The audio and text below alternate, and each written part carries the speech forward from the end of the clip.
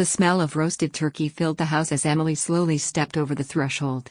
It was the first time in years that she had decided to come back to her parents' home for a family gathering. Her hands were slightly trembling, though she tried to mask it by adjusting the hem of her coat. She didn't know what to expect. Her relationship with her parents had always been strained, and after the divorce, it had only worsened. But it was Thanksgiving, and the thought of having her daughter, Lyric, spend this holiday alone made Emily feel guilty. Lyric was only 10, too young to understand the depth of the issues between her mother and her grandparents, but Emily knew the girl needed family. She didn't want to rob her of the opportunity to have a semblance of a normal holiday, even if it meant swallowing her own discomfort and returning to a house filled with judgment. As soon as the door closed behind her, Emily felt the familiar chill that always seemed to settle in her parents' home. Her mother, Diane, was already in the kitchen, her back to Emily, her movements sharp and methodical. There was something about her mother's energy that always made Emily feel like a child again, small and invisible. Diane barely acknowledged her daughter's arrival, a subtle nod was all she received before being instructed to set the table. The tension was already thick in the air, unspoken but undeniable. Emily stood there for a moment, watching her mother bustle around, wearing that same no-nonsense expression she had worn when Emily was growing up. She could never quite meet her mother's standards. No matter how hard she tried, nothing was ever good enough. Emily had long ago accepted that her mother would never see her as anything more than a disappointment. "Lyric, darling, go ahead and sit at the table," Emily instructed gently, hoping to spare her daughter from the sting of silence that was already creeping into the room. Lyric nodded, her wide eyes scanning the room, taking in the awkwardness in the air. Emily could see the girl trying to be brave, trying to make light of the situation, but Emily's heart clenched. Lyric was smart, too smart for her age, and she could already feel the weight of the tension. "Your father will be here soon," Diane said, her voice sharp, though there was no real warmth in it. "I hope you remember to bring your manners this time, Emily." Emily closed her eyes for a moment, letting the words wash over her. She had heard this before. The criticisms, the disapproval, it was a soundtrack to her childhood. Her father, Frank, entered the room a few moments later. He was a tall man, with graying hair and a hard gaze, as though life had beaten him down and left him with no patience for nonsense. He offered Emily a curt nod, before focusing on his drink. "How's life treating you, Emily?" he asked, though the question seemed more like a formality than genuine interest. Emily forced a smile. "It's good, Dad. Busy with work, you know how it is." Frank grunted in response, his attention already drifting. The way he never fully engaged with her made her feel like she was still the little girl in the corner, hoping for a scrap of approval. The silence stretched on, thick and oppressive, as Emily and Lyric took their seats. She could feel Lyric's discomfort too. Her daughter was always so attuned to the emotions of the people around her. Emily gave her an encouraging smile, but it felt hollow. She didn't know how much longer she could pretend this was all okay. The dinner proceeded with minimal conversation. Diane occasionally made small talk with Frank, but Emily was left to fend for herself, trying to fill the silence with her own attempts at conversation that felt more and more futile. Her parents didn't care to ask about her life. They were too caught up in their own worlds, too wrapped up in their judgments. It was always the same. "How's your friend? The one you were dating last time we spoke?" Diane asked, her voice laced with disapproval as if Emily's choice in relationships had somehow fallen short. Emily froze for a moment, the words stinging more than they should. The insinuation behind the question, about her failed marriage, about her inability to hold on to anything in her life, was clear. "I'm not seeing anyone right now, Mom," Emily replied quietly, her gaze dropping to her plate as she focused on pushing the mashed potatoes around. Her mother didn't respond to that, but Emily felt her eyes on her, calculating, dissecting, judging. The weight of her gaze was too much to bear, but Emily had learned long ago how to hold her tongue. It didn't matter what she said or did, it would never change the way her mother saw her. She was still the same failure in her eyes, the same disappointment. Dinner continued in strained silence. Emily could feel Lyric growing more restless by the minute, glancing back and forth between her grandparents, unsure of what to make of the cold atmosphere. She picked at her food, occasionally glancing up at Emily, as if waiting for some sign that it was okay to speak, to break the tension. But Emily couldn't offer that reassurance. She was trapped in her own past, tied down by the weight of years of judgment and resentment, unable to give Lyric the family dinner she deserved. As the meal wound down, Diane cleared the dishes with a sharp clatter, her movements purposeful and efficient. Emily felt a sudden wave of exhaustion wash over her. She wanted to escape, to take Lyric and leave, but she knew that would only bring more judgment. There was no winning this night, no easy way out. And then, just as Emily began to lose hope, she heard a small voice, Lyric's voice, cut through the silence. "Grandma, why do you still keep pictures of Mom in the house?" Lyric asked, her tone innocent but laced with curiosity. All eyes in the room turned toward the little girl. Emily's heart skipped a beat. She wasn't sure what to expect, but she knew Lyric's question had the power to shake things up. It was the first time anyone had acknowledged the tension in such a direct way. Diane stiffened, her face tightening in a way that told Emily everything she needed to know. Her mother wasn't expecting this, wasn't prepared for her granddaughter to call attention to the things she had so carefully hidden. Lyric's innocent words hung in the air, and Emily felt a shift, a crack in the wall of silence. She didn't know what would happen next, but for the first time that night, there was a sense of possibility. The question hung in the air, its weight heavy and undeniable. For a moment, there was complete silence. Diane's hands paused in mid-motion as she froze, her eyes narrowing slightly at Lyric's innocent query. Emily could feel the tension crackle around her, her chest tightening as she tried to brace herself for the storm that was sure to follow. "Why do you ask that, sweetie?" Diane's voice was unnervingly calm, but Emily knew it was just a veneer, a fragile layer barely covering the fury beneath. Lyric, sensing the sudden change in atmosphere, shifted in her seat. Her small hands clutched the edge of the table as if seeking stability, her wide eyes flickering between Emily and Diane. Emily didn't know whether to apologize or simply stay quiet, but it was too late to take back what had been said. Emily's heart skipped a beat as she quickly tried to defuse the situation. "It's just a question, Mom. There's no need to make a big deal of it." But her mother wasn't listening. Diane set down the plate she was holding and turned to face Lyric. The mask of politeness slipped, and the sharpness of her gaze took over. "Your mother and we have a complicated history. There are things that are better left undiscussed," Diane said, her tone cold and calculating. Emily felt her face flush with embarrassment. She hated how her mother always handled things, how she would dismiss the past with a wave of her hand, as if it had never happened, as if it didn't matter. The memories of her own childhood, of being overshadowed by her perfect older sister, of being constantly compared to her mother's unrelenting standards, rushed back with such force that Emily felt as though she might choke on them. Lyric, sensing the tension but not fully understanding, looked up at Emily for guidance. Emily met her gaze, offering her a weak smile, hoping it would reassure her. But she wasn't sure she could reassure herself. "I don't think Grandma meant to upset you," Emily said softly, but her words felt hollow even to her own ears. She didn't know how to explain the weight of her family's dynamics to her daughter. She didn't know how to make sense of a history that had always felt so broken. Frank, who had been quiet up until this point, cleared his throat. "Enough, Diane," he muttered, his voice gruff. "Let the girl ask whatever she wants." His words were directed more at his wife than at Emily or Lyric, but it was enough to break the tension, if only momentarily. Diane's eyes flicked to Frank, her lips pressing into a thin line. She didn't argue, but Emily could tell that the storm wasn't over.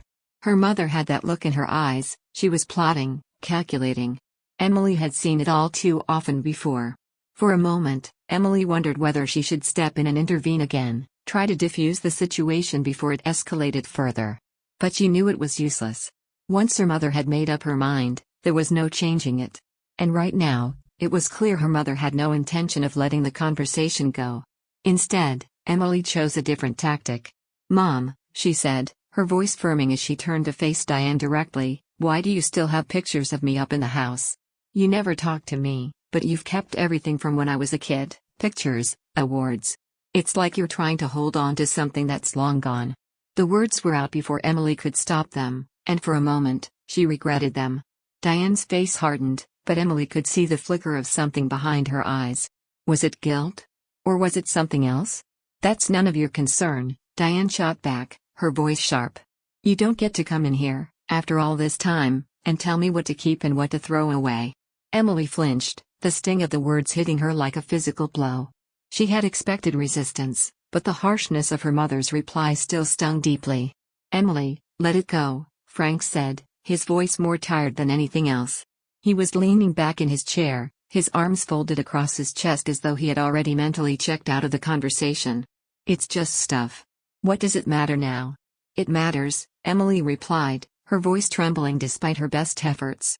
It matters because it's not just about pictures. It's about all the things you've never said, all the things you've never done. It's about the fact that I've spent my entire life trying to make you proud, trying to be good enough, and it's never been enough. The words tumbled out faster than Emily could control them, the dam that had been holding back her frustration and hurt for years finally breaking. She didn't know what she was trying to accomplish, but the need to say these things, to get them off her chest, had become overpowering. Diane's face flushed with anger, but this time, there was a flicker of something else, a flicker of something Emily couldn't quite identify. Diane's eyes softened, just for a split second, before the mask came back up. You think you know everything, don't you? Diane said, her voice dripping with sarcasm. You think you've got it all figured out. But you don't. You have no idea what it's like, Emily.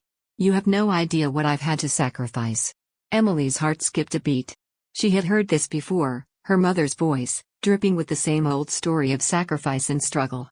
It was the same story Diane always told, a story that painted her as the martyr, the long-suffering woman who had done everything for her family.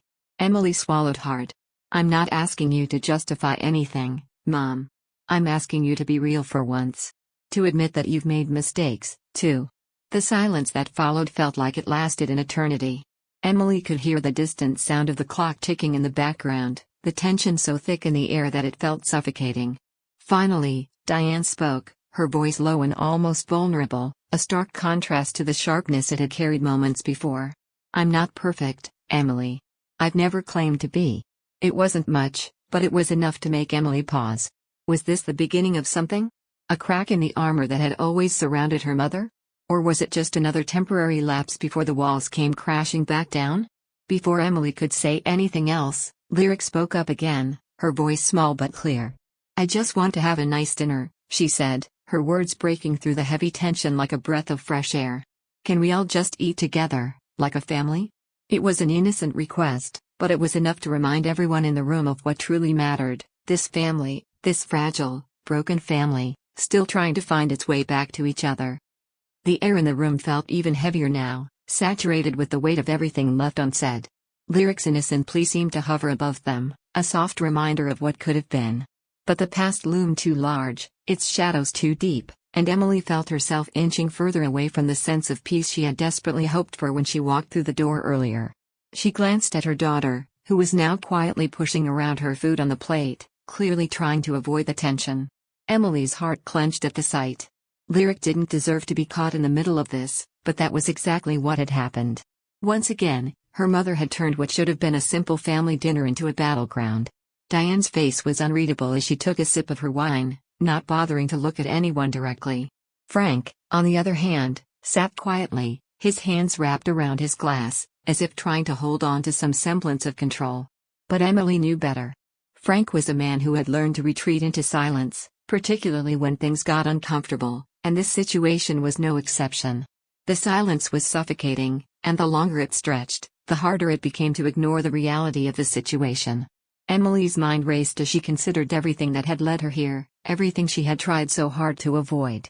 Her life had always been a series of battles, with Diane, with Frank, with herself. And now, it seemed, she had to fight once more, but this time the stakes were higher. Are we just going to sit here all night pretending everything's fine? Emily asked, her voice sharp and cutting through the heavy silence. She wasn't sure what she was hoping for, but she knew that something had to give. She couldn't keep hiding from the truth, not anymore. Diane finally lowered her glass and looked directly at Emily, her eyes narrowing slightly, like she was deciding whether or not to engage. You're always so dramatic, Emily, Diane said, her voice thick with condescension. Not everything has to be a confrontation. You've always been like this. The words hit Emily like a slap. It wasn't just the words themselves, but the bitter, dismissive tone that accompanied them. It was the same tone Diane had used when Emily was a child, the one that made her feel invisible, like nothing she ever did could be good enough. The wounds from those years still ran deep, even if Emily had tried to bury them. Maybe I wouldn't be so dramatic if you weren't so impossible. Emily shot back, standing up abruptly from the table. Every time I try to talk to you, it's like I'm talking to a wall. You never listen, you just judge and criticize. Diane stood up too, her face flushed with anger. You think I don't listen? You think I don't care? I've given you everything I could, Emily. Everything. Emily's mind raced, and the frustration that had been simmering for years finally boiled over. Everything? What exactly did you give me, Mom? You gave me a life where I was never good enough, where nothing I did could make you proud, no matter how hard I tried. You were too busy with your perfect life, your perfect image, to even notice me. The words spilled out before Emily could stop them, and once they were out, there was no taking them back. For a moment, she felt a rush of guilt, but it was quickly swallowed up by the years of resentment that had built up inside her. She had never been able to voice these feelings before, and now that she had, it felt like a release, a catharsis she didn't realize she needed. Diane's eyes flashed with anger, but there was also something else there, something that almost looked like hurt, something that made Emily pause for a fraction of a second. Is that what you really think? That I didn't care about you? Diane's voice wavered slightly, and for the first time, Emily saw a crack in her mother's armor. It was so brief, but it was there. But before Emily could respond, Frank interjected, his voice gruff and worn.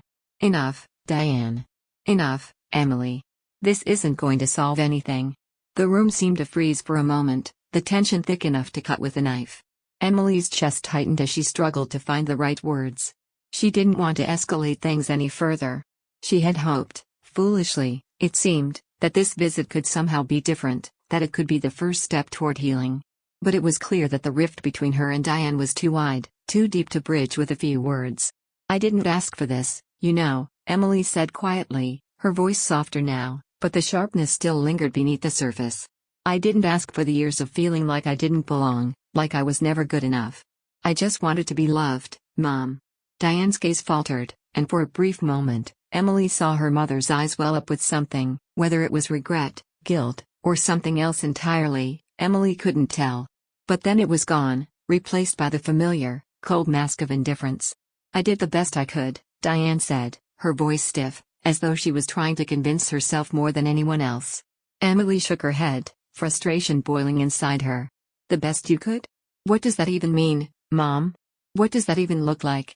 Enough. Frank's voice boomed through the room, loud and commanding. I said enough, both of you. We're not getting anywhere like this. There was a long pause, and Emily could feel her heart racing. She wanted to scream, to shout until she couldn't breathe anymore, but the reality of the situation was that it wasn't going to change anything. The years of hurt, the years of silence, couldn't be erased with a few angry words. Lyric, who had been sitting quietly throughout the exchange, suddenly stood up from her seat, her small face scrunched in confusion. Why are you two yelling?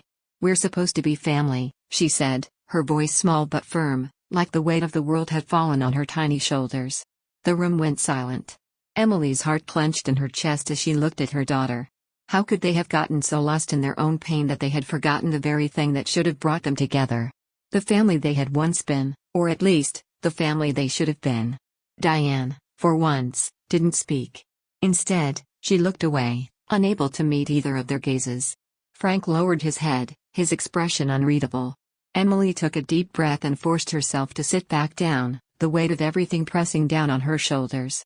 For a moment, they were all just silent, each lost in their own thoughts, unsure of what to say next. But one thing was certain, this was far from over. The silence that had fallen over the room was suffocating, but it wasn't the kind of silence that felt peaceful or reflective. It was the kind of silence that roared with all the things they had never said, all the things they were too afraid to confront. The air was thick, heavy with years of built-up resentment, disappointment, and regret. Emily couldn't breathe. She couldn't focus. Her eyes started from Diane, who was staring out the window, her face now a mask of indifference, to Frank, who had sunk back into his chair, his expression unreadable.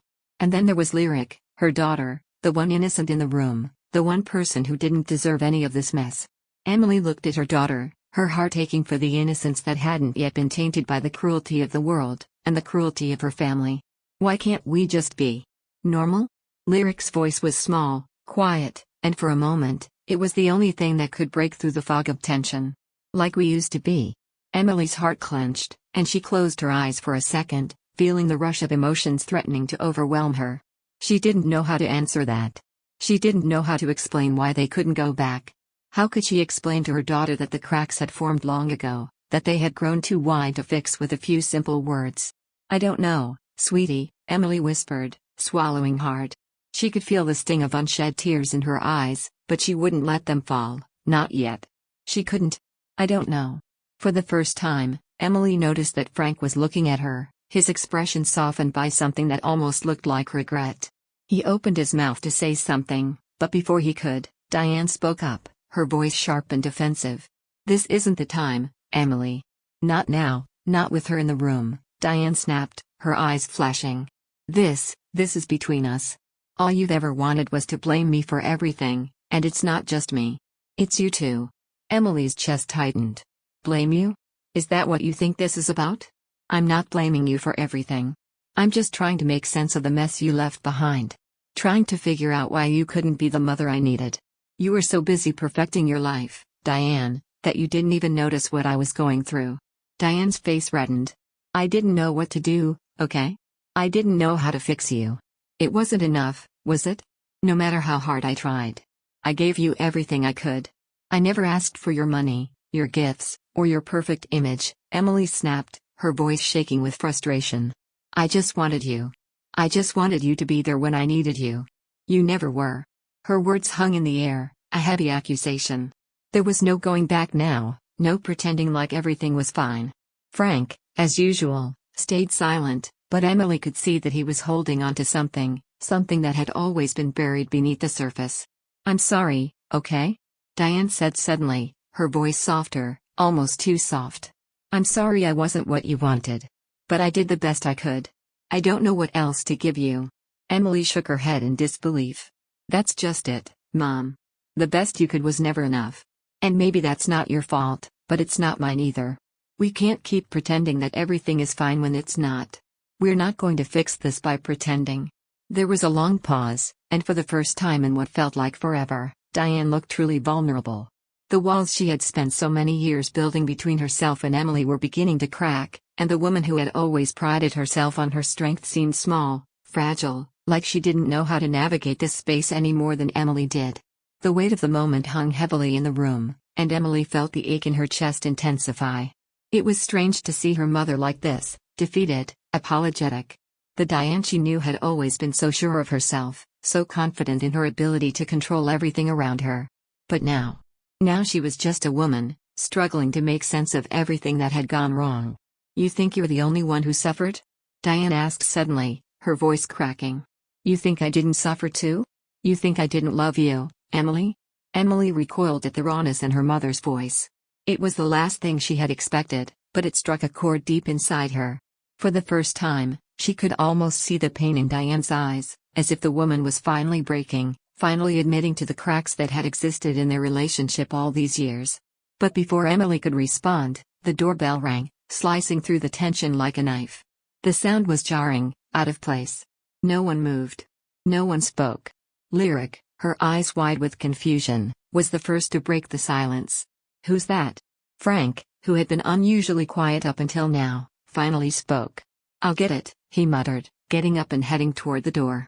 As Frank opened the door, a figure stepped inside that no one had expected. Emily's heart skipped a beat when she saw who it was. It was Sandra. Her sister. Sandra stood in the doorway, looking every bit the poised, professional woman she had always been, but there was something different in her eyes. Something that suggested she knew more about the family's history than anyone cared to admit. "Sandra?" Diane's voice was tentative, unsure. Emily could hear the edge of surprise in her mother's voice, but there was also a hint of something else. Something closer to fear. Sandra didn't speak at first. She just stood there, her eyes scanning the room, taking in the fractured family scene before her. And then, finally, she spoke. "I think we need to talk." And just like that, the fragile peace that had settled in the room was shattered once again. The pieces of their broken family were about to be pulled apart even further, and Emily didn't know if she was ready for whatever Sandra had to say. But one thing was certain, this conversation was going to change everything. The air in the room was electric, thick with tension, as Sandra stepped forward. The look in her eyes was unsettling, an almost detached sense of purpose, as if she had already come to terms with everything that was about to unfold. Emily felt a chill run down her spine, the gnawing sensation of dread settling deep within her stomach. This wasn't just a family reunion. This was something darker, something that had been simmering beneath the surface for far too long. Frank closed the door behind Sandra with a quiet click, And suddenly, the house felt too small, too confined. Emily could feel the walls closing in, the weight of her mother's gaze on her, and the pressure of the unspoken words between them. Sandra didn't sit, nor did she greet anyone. Instead, she simply stood there, arms folded, observing the scene like a spectator at a play she had written herself. "Why are you here, Sandra?" Diane's voice trembled, betraying the facade of control she had clung to for years. "You're not welcome here. Not after everything that's happened." Sandra's lips curled into a faint, almost bitter smile. "Not welcome? After all these years, Mom, you're still holding on to that? You really think it matters now?" The words hit like a slap, but it wasn't the slap that stung the most. It was the realization, this was the moment they had all been avoiding. The moment when everything came to light, when the ghosts of the past would no longer stay buried. "Enough," Emily finally said, her voice raw, the weight of the years pressing down on her chest. "Just tell us what you came here to say, Sandra. Stop circling around it. What is it?" Sandra paused for a long moment, her eyes flicking to Frank, who was standing silently by the door. There was an unspoken understanding between them, a silent agreement that neither of them was willing to voice. Then, Sandra exhaled slowly, as if preparing herself for something monumental. "Do you really think I've been absent because I didn't care?" Sandra's voice was steady now, devoid of the emotional charge that had filled the room before. "Do you really think I stayed away because I wanted nothing to do with you all?" "I don't know what you're talking about," Diane said quietly, her face pale, her voice faltering. "You made your choice, Sandra. You made it clear." Sandra's gaze hardened. "You think I chose to leave? You think I had a choice in the matter, Diane? Do you really want to hear the truth? Because you've been lying to yourself for years, and it's time I told you what really happened." The room was still, except for the slow and steady ticking of a clock on the wall, each second seeming to stretch into eternity. Emily's heart was pounding in her chest, but she forced herself to stay focused. This wasn't just about her and Diane anymore. This was about the family, the truth about their fractured, shattered relationships. The things they'd never said, the things they'd hidden from each other for too long. Sandra turned to Emily now, her eyes softening just slightly. "You should know the truth too, Em. You deserve to know. I didn't leave because I didn't care about you. I left because I had to. They made me leave." The words landed like a bomb. Emily's stomach twisted, her breath catching in her throat. "What? What are you talking about?" Sandra's lips pressed into a tight line as she looked back at Diane, her gaze sharp. "Mom, you didn't just drive me away with your neglect. You pushed me out of the family. You told me I wasn't wanted. And you made sure I stayed away." Emily felt the air leave her lungs, the weight of Sandra's words sinking in. Diane's eyes widened, her hands trembling. "That's not true. That's not what happened. Isn't it?" Sandra's voice was low, almost accusatory. "You don't remember, do you? You don't remember the way you told me to leave, how you forced me out of the house when I was just a teenager, because you couldn't stand having me there. I was just a reminder of everything you couldn't control. You couldn't stand the idea of me being part of your perfect life, so you pushed me away. You lied to everyone, even yourself."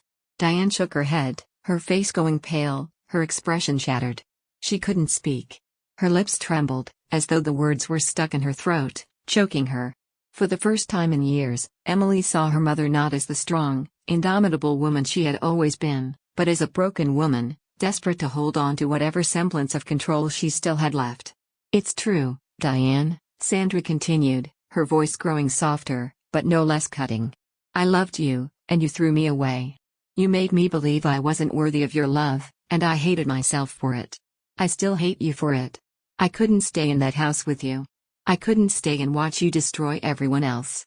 The silence in the room was suffocating, but it wasn't just the silence of shock. It was the silence of recognition, the painful realization that everything they had believed for so long was a lie. Lyric, who had been silent up until now, spoke softly from her seat at the table. "Is that why you weren't there for me, Grandma?" Her voice was small, but the question hung in the air like a sword. "Is that why you didn't want to see me?" Diane's eyes filled with tears. She opened her mouth, but the words wouldn't come. For the first time, she saw the destruction she had wrought, the consequences of her actions echoing through the generations. Her own daughter, her own granddaughter, were both asking the same question: "Why wasn't I enough for you?" Sandra took one final step forward, her gaze now unwavering. "It's too late, Diane. The damage is done. And I don't think we can fix it anymore. Emily felt the pain in Sandra's words like a physical blow. For years, she had carried the burden of their fractured family, the burden of the unspoken things they never addressed.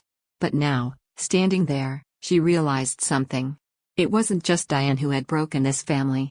It was all of them, Emily, Sandra, Frank, and yes, even Lyric. They had all been broken in their own ways, and they had let the pain fester for too long. The tears that had been building up inside Emily finally broke free. She didn't try to hide them. She let them fall freely, because it felt as if everything, the hurt, the anger, the hopelessness, was finally coming to the surface. But it was too late. Sandra was right. The damage was done. And as Emily stood there, in the wreckage of what had once been her family, she realized that sometimes, no matter how hard you tried, there was no going back. Some wounds were too deep to heal, some hurts too big to forgive. She looked at her mother one last time, but the connection was gone. Whatever love they had once shared had long since withered. What remained was just the ruins of a family too broken to ever be put back together. The finality of it hit Emily like a wave crashing down on her. There was no redemption here. No healing.